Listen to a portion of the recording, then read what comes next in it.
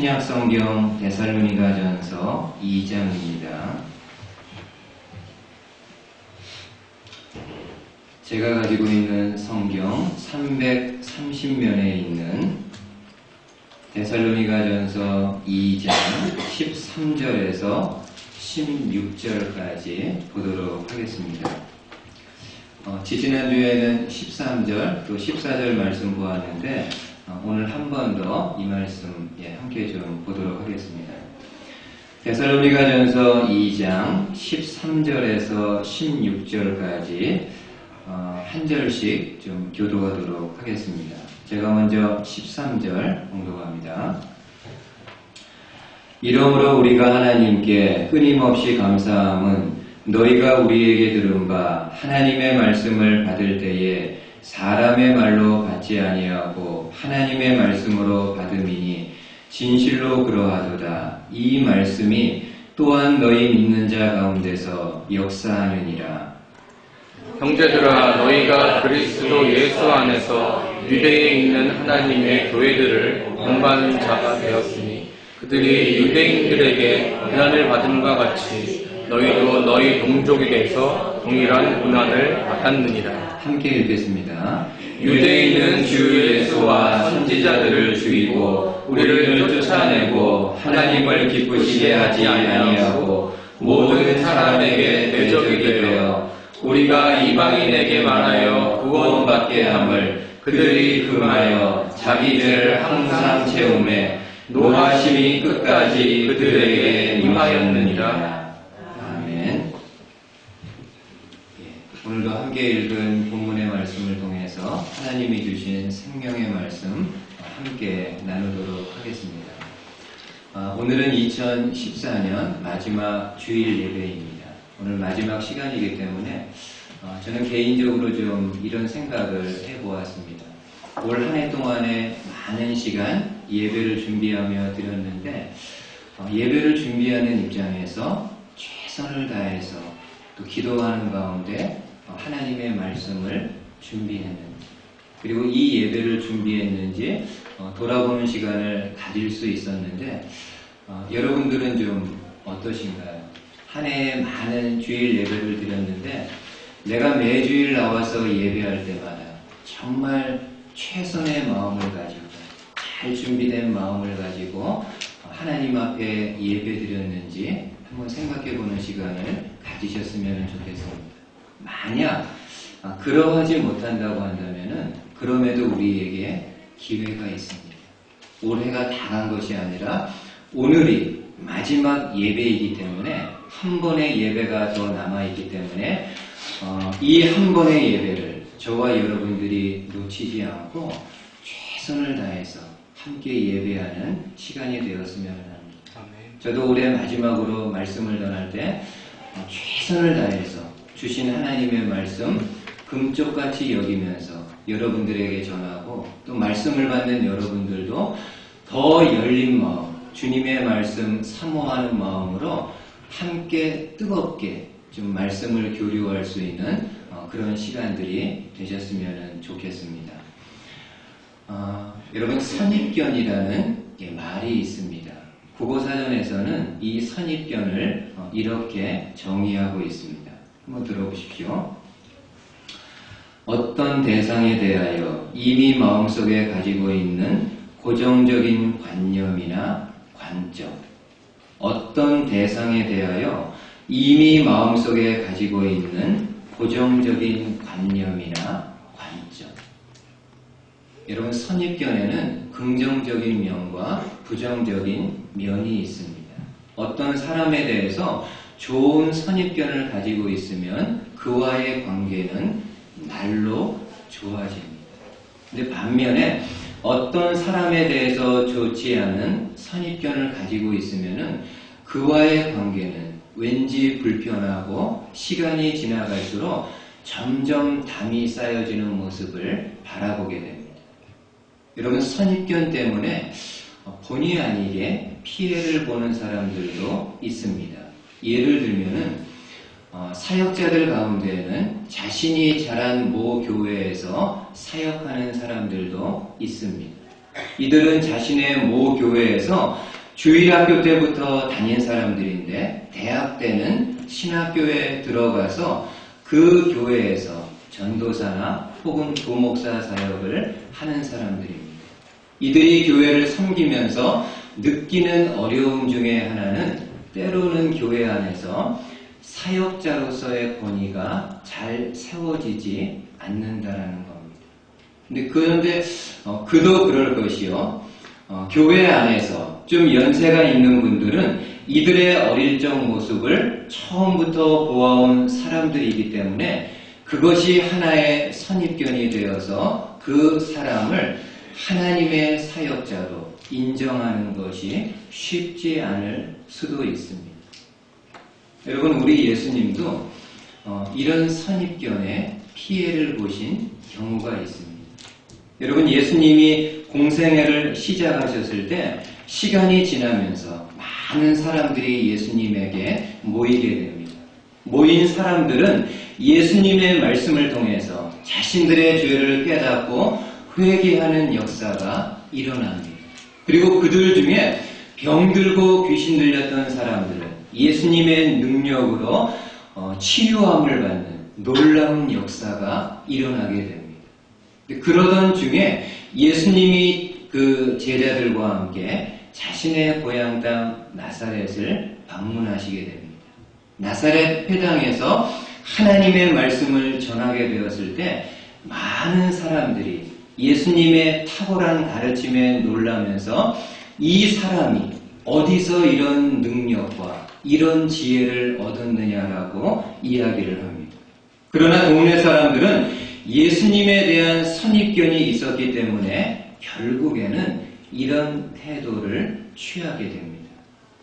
한번 마가복음 6장 말씀 화면으로 좀 보십시오. 이 사람이 마리아의 아들 목수가 아니냐, 야고보와 요셉과 유다와 시몬의 형제가 아니냐, 그 누이들이 우리와 함께 여기 있지 아니하냐 하고 예수를 어떻게 했다고요? 배척한지라. 여러분, 예수님의 동네 사람들은 예수님을 어릴 적부터 쭉 보아온 사람들입니다. 그래서 그들이 예수님을 생각할 때 예수는 목수의 아들이고 내 친구였고 우리 집 가구를 만들었던 목수라는 그런 선입견이 있었기 때문에 예수님의 말씀과 능력을 하나님의 말씀과 능력으로 받지 못하고 오히려 그 예수님을 배척하게 됩니다. 그러니까 이처럼 잘못된 선입견은 어떤 대상을 바르게 바라보지 못하게 하는 큰 장애물이 될 수가 있습니다. 여러분, 오늘 본문에서 바울은 데살로니가 성도들을 생각할 때마다 늘 하나님께 감사한 것이 있다고 이야기하는데 크게 두 가지입니다. 지난주에 말씀드린 것처럼 데살로니가 성도들은 말씀을 받을 때 그 말씀을 사람의 말이 아닌 하나님의 말씀으로 받는 사람들이다. 그리고 다른 하나는 그 당시 유대인 그리스도인들은 이런저런 고난을 받고 있는데 이방인 그리스도인 그들 또한 고난을 받고 있음을 이야기합니다. 여러분, 당시 유대인 그리스도인들은 다른 사람보다도 같은 동족인 유대인들로부터 많은 고난과 핍박을 받고 있었는데 이방인 그리스도인 데살로니가 성도들 또한 다른 이방인들로부터 많은 고난과 불이익을 당하고 있습니다.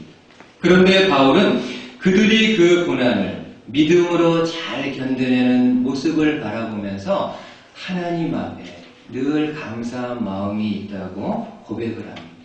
그러면서 바울은 유대인들의 죄가 무엇인가를 말씀을 해주고 있는데 오늘은 여러분들과 함께 과연 유대인들의 죄는 무엇인가를 바라보면서 동시에 저와 여러분들의 모습을 함께 바라볼 수 있는 그런 시간 되실 수 있기를 주님의 말씀으로 축복을 드리겠습니다. 먼저 유대인들의 죄는 어떤 걸까요?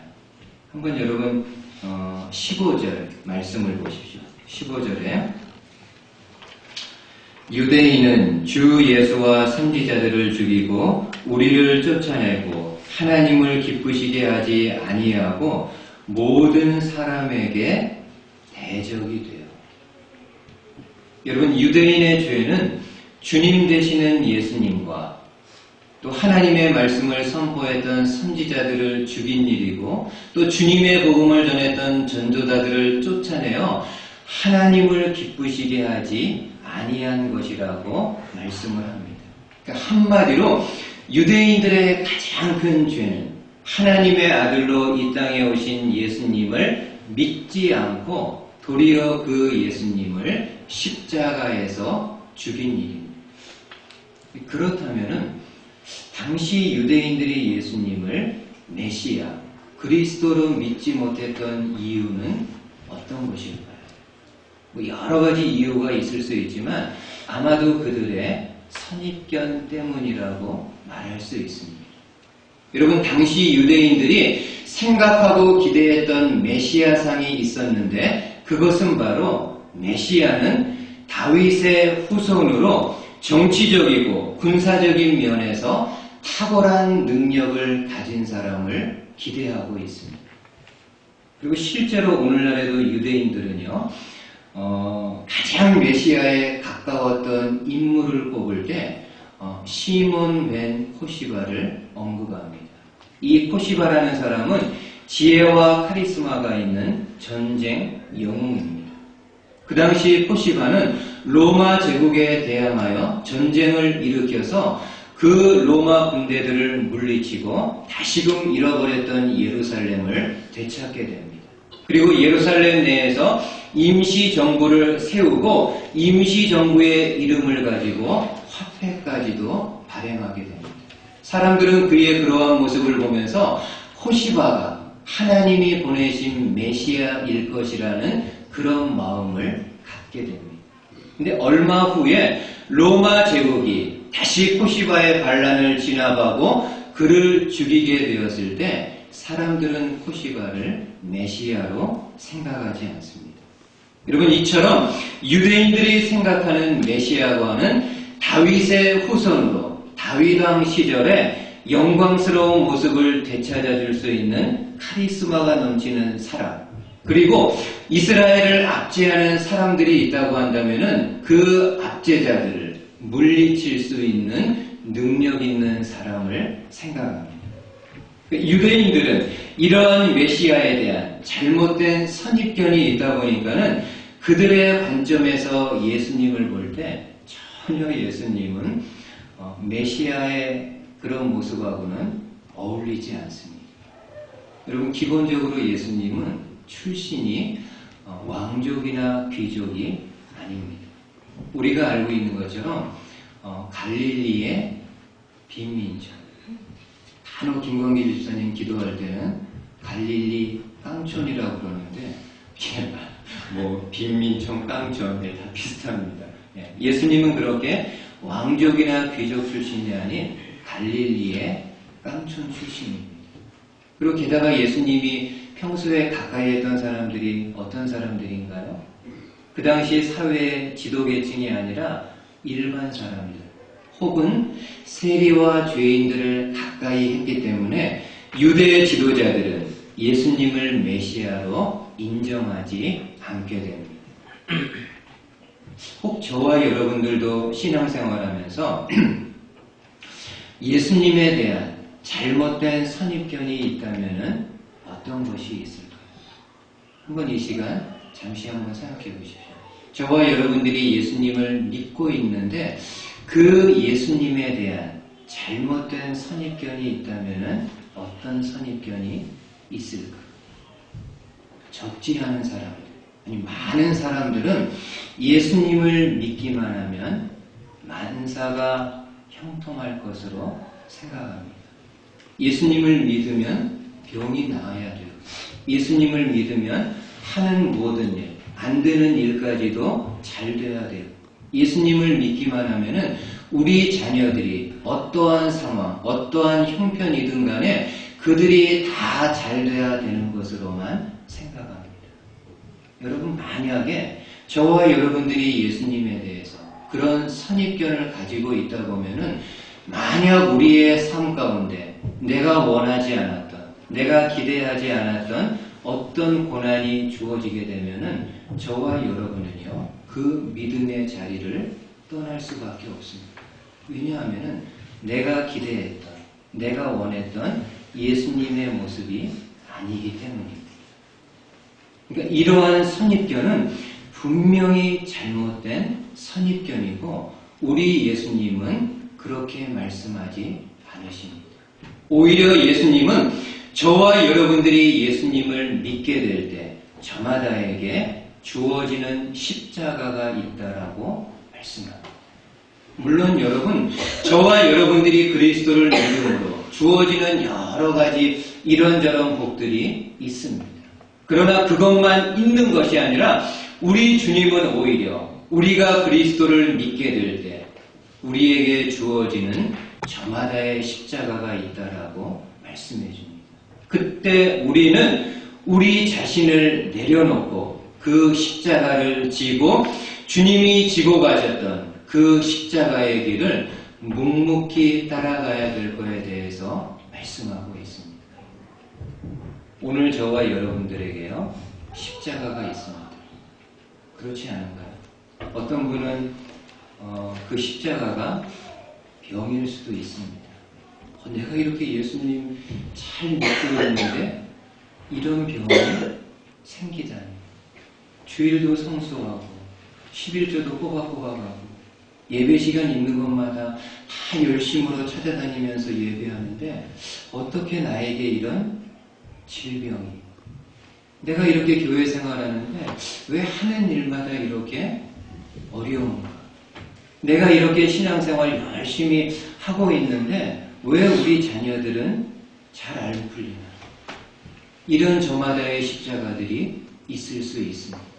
그러나 성도 여러분, 우리에게 주어진 십자가가 있다고 한다면은 그것은 바로 저와 여러분들이 예수님을 믿고 있다라는 하나의 증표가 되기 때문에 그 십자가 힘들지만 묵묵히 지고 주님이 걸어가셨던 그 길을 따라가게 될 때 우리 주님만이 베풀어 주실 수 있는 기대하지 않았던 놀라운 축복이 저와 여러분들 가운데 있을 것입니다.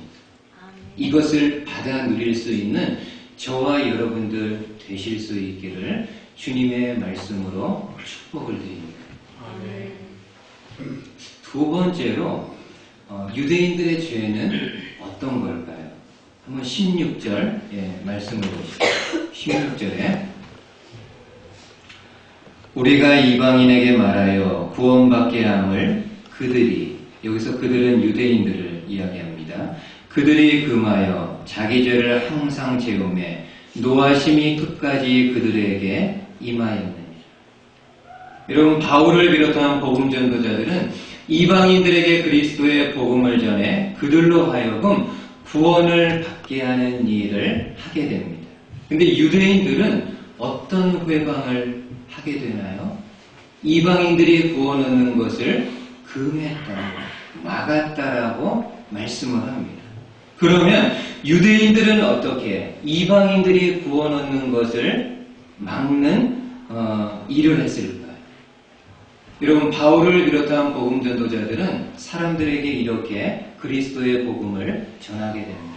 예수님은 하나님의 아들이시고 이 땅에 오신 예수님은 세상 모든 사람들의 죄를 대신하여 죽으신 분이기에 그 예수님을 믿는 사람들마다 유대인이건 이방인이건 관계없이 모두가 다 구원을 얻을 수 있다라고 가르치게 됩니다. 근데 유대인들은 와서 어떻게 가르치나요? 예수님은 하나님의 아들이 아니고 하나님이 보내신 그리스도도 아니라는 겁니다. 혹 유대인들 중에는 예수님이 하나님의 아들이심을 믿는 사람이 있기는 있었지만은 그들 또한 가르칠 때는 예수님을 믿어서만은 온전한 구원을 받을 수 없고 하나님이 모세를 통해 주신 구약의 율법들을 철저하게 지켜야만 온전한 구원을 얻을 수 있다고 가르치게 됩니다. 여러분, 유대인들의 이러한 가르침은요, 구원의 문이 있는데 이 문을 막고 본인들도 들어가지 않고 다른 이방인들도 들어가지 못하게 하는 정말로 악한 일입니다. 그래서 예수님도 유대 지도자들의 이러한 가르침, 이러한 발언들에 대해서 이런 말씀을 하시게 됩니다. 한번 들어보십시오. 마태복음 23장에 화 있을진저 외식하는 서기관들과 바리새인들이요, 종교 지도자들을 향해서 화가 있을 것이라고 이야기합니다.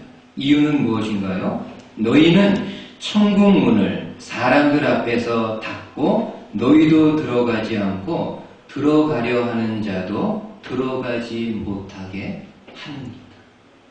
정확하게 예수님이 지적합니다.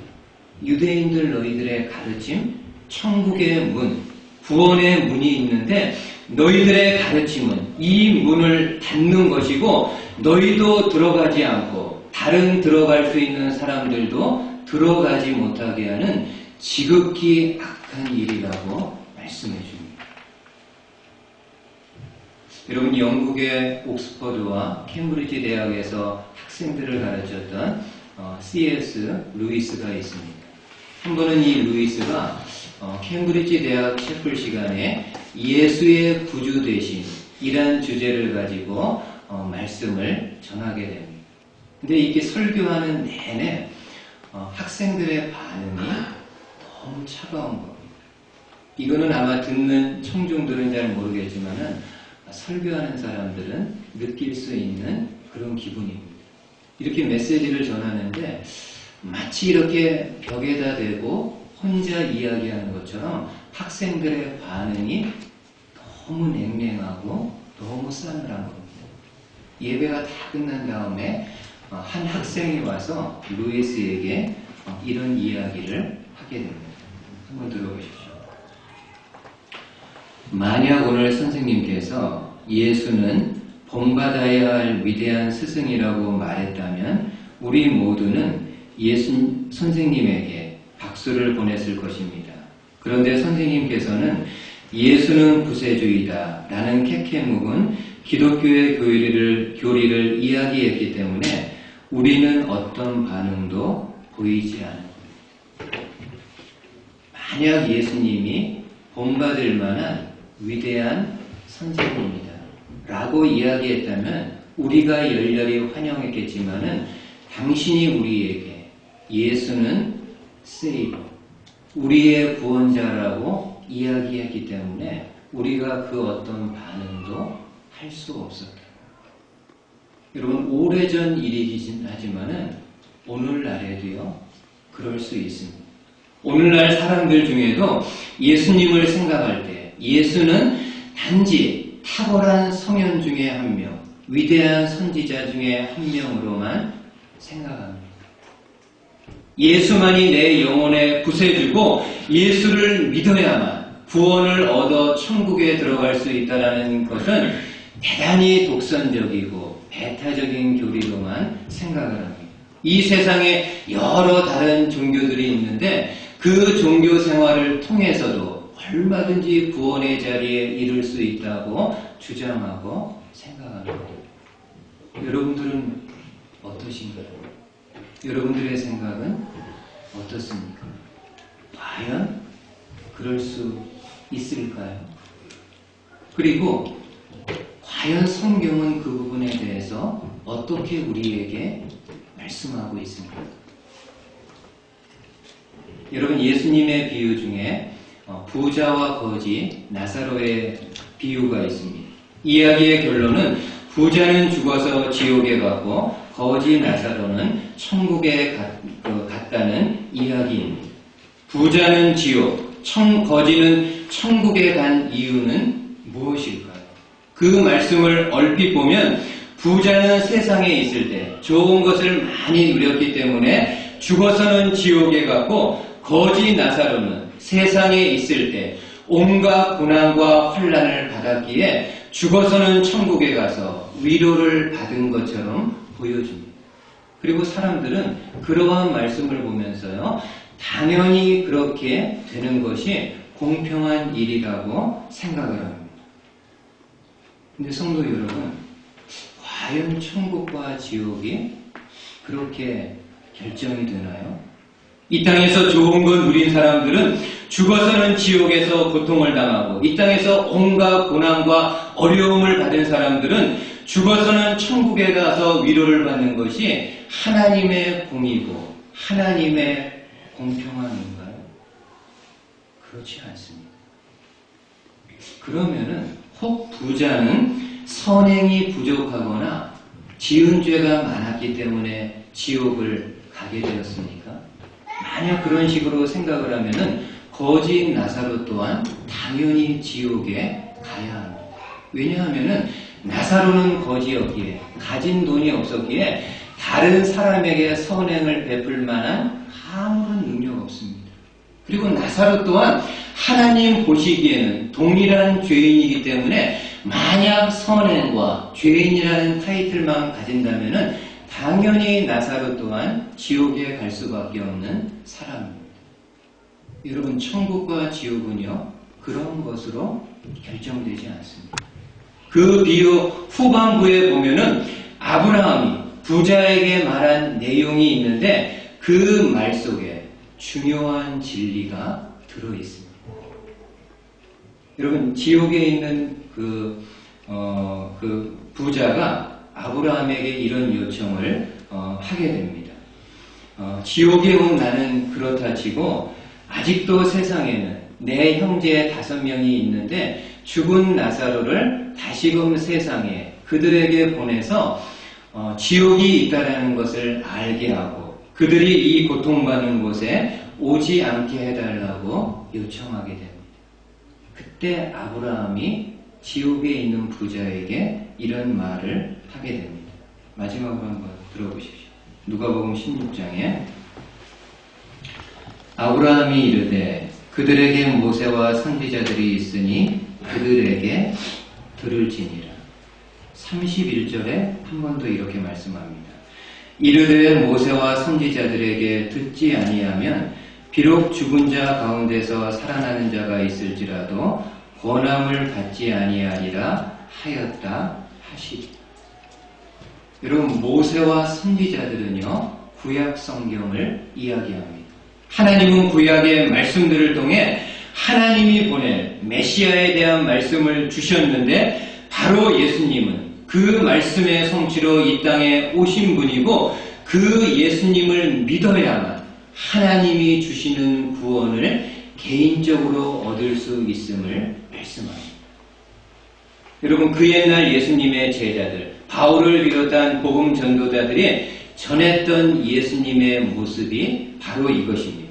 예수님은 이 땅에 오신 하나님의 아들이고 이 땅에 오셔서 세상 모든 사람들의 죄를 대신하여 십자가에 죽으심으로 모든 죄값을 치르셨다고. 하나님은 우리에게 예수 이름 외에 다른 구원 얻을 만한 이름을 주신 적이 없기에 오직 예수님을 믿어야만 구원에 이를 수 있다고 전하게 됩니다. 오늘 이 믿음이 저와 여러분들에게 있기를요 진심으로 축원합니다. 아멘. 여러분, 솔직히 인간적으로는요 다른 세상 사람들의 말이 더 좀 설득력이 있습니다. 꼭 예수님을 믿어야만 구원은 없나? 다른 종교, 다른 신이 있는데 그것들을 통해서도 구원에 이르지 않겠는가? 라는 말이 보편적이고요, 합리적이고 맞는 말처럼 들려집니다. 그러나 성경은, 신구약 성경은 저와 여러분들에게 그렇게 말씀하지 않습니다. 어찌 보면은 독선적이고 어찌 보면은 배타적인 것처럼 보인다 할지라도 그럼에도 주님은 말씀합니다. 예수 이름 외에 다른 구원 얻을 이름을 너희들에게 준 적이 없다. 오직 그리스도를 통해서만 하나님의 자녀가 될 수 있음을 말씀해 주고 있습니다. 이 진리를 2014년 마지막 주일 예배 다시 한번 이 마음 정중앙에 새길 수 있는 저와 여러분들 되시기를 바라겠습니다. 여러분, 유대인들의 죄는 바로 구원의 문을 막아서 다른 사람들이 들어가지 못하도록 하는 죄였는데 저와 여러분들은 어떻습니까? 한번 마지막으로 잠깐 생각해 보십시오. 나는 어떤가? 나는 하나님과 사람들 사이에서 이 복음의 디딤돌 역할을 하는 사람인지, 나를 통해서 다른 사람들이 예수님에게로 갈 수 있는 그런 디딤돌 역할을 하고 있는지, 혹은 내가 예수님과 사람들 사이에서 걸림돌이 되지는 않는지. 다른 사람들이 나를 보면서 그래, 저 사람이 믿는 예수라면 나도 한번 믿어봐야 되겠다, 이런 마음을 갖게 하는 그런 신앙과 삶이 있는지, 아니면 반대로요, 저와 여러분들을 바라보면서 다른 사람들이 저 사람이 믿는 예수라면 나는 안 믿는다, 믿을 수 없다, 다른 사람은 모르겠는 저 사람이 믿고 따르는 예수라면 나는 결코 믿을 수가 없다, 이렇게 말하고 생각하는 것이 저와 여러분들의 모습은 아닌지. 제가 이런 이야기를 하는 것이 좀 도움이 될지 어떨지 모르겠지만은, 그래도 뭐 이렇게 뭐 대단한 일이 아니니까는 잠시 한번 좀 소개를 하겠습니다. 제 친구 중에 지금은 이렇게 연락이 끊겨서 잘 만나는 거 아니라 잘 이렇게 보지를 못하는 그런 친구입니다. 그 중학교 친구 중에 김진학이라는 친구가 있습니다. 공부도 잘하고요, 아주 똑똑한 친구였는데 대학 때 이렇게 만나보면은 그 당시 그 친구가 굉장히 비판적이고 또 이렇게 합리적인 것을 추구하는 그런 친구였다라는 것을 알 수가 있습니다. 근데 이제 이 친구가 이제 교회를 안 다니는 친구였거든요.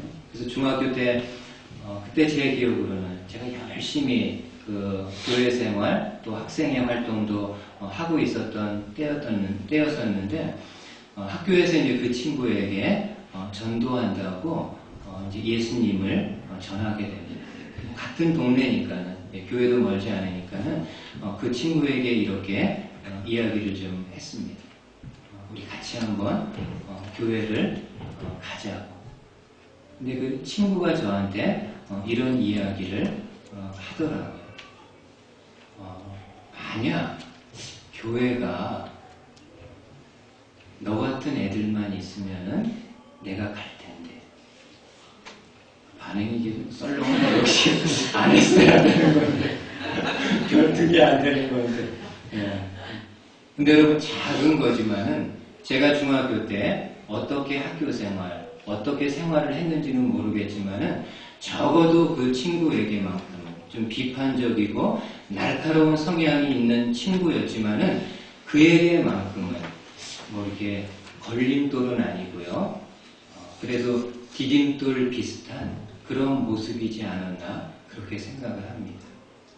오늘 여러분들은 좀 어떻습니까? 여러분들의 식구들에게 내가 예수님께로 다른 식구들이 예수님께로 갈 수 있는 디딤돌인지, 동네 사람들, 내가 알고 있는 주변에 믿지 않는 사람들에게 예수 그리스도에게로 인도할 수 있는 그런 디딤돌의 모습을 가지고 있는지 한번 정직하게 말씀 앞에서 비춰볼 수 있는 저와 여러분들 되실 수 있기를 주님의 말씀으로 축복을 드리겠습니다. 아멘. 기도하겠습니다.